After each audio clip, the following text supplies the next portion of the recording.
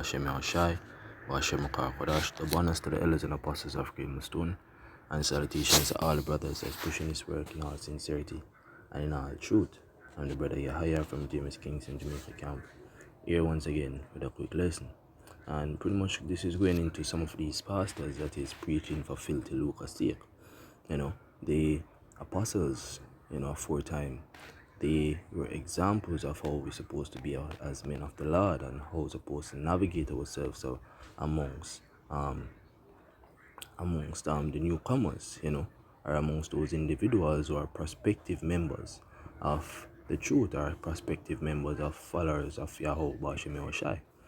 When you read 1 Thessalonians chapter 2 and down, it speaks about the ministry of Paul, and the ministry of, as it says in 1 Thessalonians chapter 1, verse 1, it says, Paul and Silvanus and Timotheus unto the church of the Thessalonians, which is in Yahweh the Father, and in the Lord Yahushai, grace be unto you, and peace from Yahweh our Father, and the Lord Yahushai. So this whole book, First Thessalonians, speaking about the ministry that was undertaken in Thessalonica, by these men headed by Paul. So when it reads, it says, for yourselves, brethren, know our entrance in unto you, that it was not in vain, meaning that it was not a failure, But even after that we had suffered before, and were shamefully entreated, as ye know, at Philippi, we were bold in Yahweh to speak unto you the gospel of Yahweh with much contention, because they had faced great opposition, But though these oppositions occurred, they stood bold for the truth, man. They stood bold for the truth because their intentions were pure towards the deliverance of the message of the truth unto these individuals within these particular Greek provinces. Right? So it says, for our exhortation was not of deceit, nor of uncleanness, nor in guile. It wasn't of trickery. It wasn't of flattery. It wasn't of anything malicious or ulterior motive to fulfill their own desires, right? As the scripture will read on and says, right? It said, but as we were allowed of Yahweh to put in trust with the gospel, even so we speak, not as pleasing men, but Yahweh which tried our hearts. So this wasn't this mission that the apostles were doing and going about doing. It was given unto them by Yahweh Bashem Yahushai, and they didn't go forth and do it after their own, how them feel for do it. Them speak the truth, as we always say, preach the word in all truth and sincerity. You understand? Meaning that it is genuine, it is authentic, it is not coming from a place of ulterior motive, which a place of ulterior motive is to basically show one thing and actually want to achieve another thing, right? It wasn't for them to please themselves or for them to want to gain for themselves, but they want to gain because of the mandate that was given unto them by Yahweh Bashem Yahushai, right? It says, for neither at any time used we flattering words, as do some of these individuals within this world. Them never use flattering words like Nate. Them never use flattering words like these televangelists. We want to get in your pocket. Them not try to demonstrate some form of image which is attractive to the world, a worldly image. So them say, neither at any time use we flattering words, as ye know, for a cloak of covetousness. Yahweh is witness. And that is what is happening in this world currently, man. Because of these pastors, they preach for filthy lucre's sake.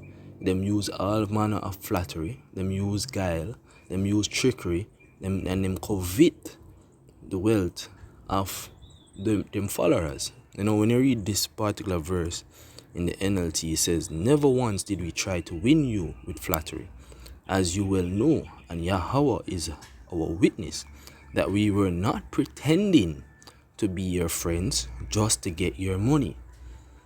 Right? All of these pastors within this society, right? Them preach because they want money.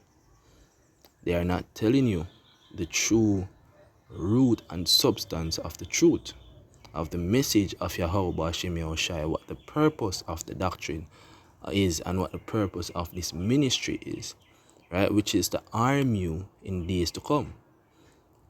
Arm you from the affliction is the days to come. When you read Isaiah 33 verse 6, it says, wisdom and knowledge shall be the stability of thy time, and the fear of the Lord thy treasure, because there is a fearful thing that is coming, and it's coming from the Lord, right?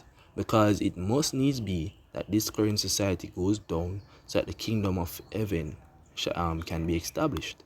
So therefore, a very perilous times is coming, man. So it says, nor of men sought we glory, neither of you, nor yet of others, when we might have been burdensome as the apostles of Yahushai.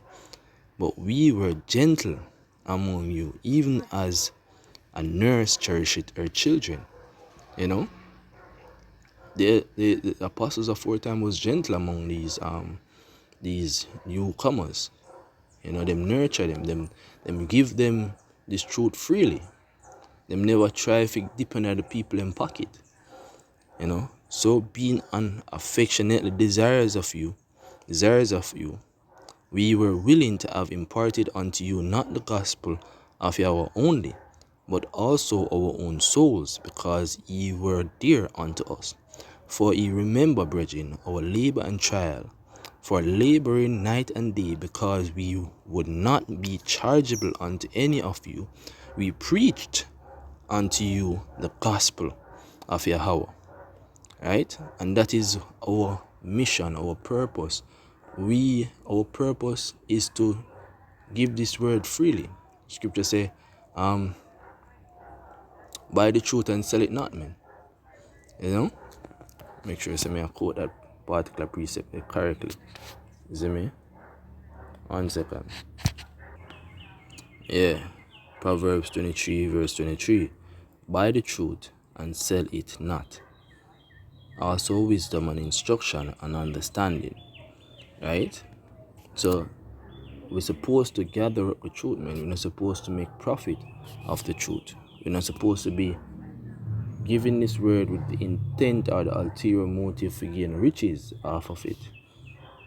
This is not the purpose of the truth. This is not the purpose of the ministry. The purpose of the ministry is to serve the Lord with all thine heart, and lean not unto your own understanding. In all thy ways acknowledge him, and he shall direct thy path. We're supposed to do everything as unto the Lord, as it says in the book of Colossians. We're supposed to be that standard, of how we exemplify the word. We're supposed to be examples of the word, man. That's why the scripture says, be doers, ye doers of the word, and not hearers only. When I jump to the book of First Peter chapter 5, let me see. First Peter chapter 5. When I start at verse 1, it says, the elders which are among you I exhort, who am also an elder, and a witness of the suffering of Yahushua, and also a partaker of the glory that shall be revealed. Feed the flock of Yahweh, which is among you. So we're supposed to feed the flock of Yahweh, man. You see me?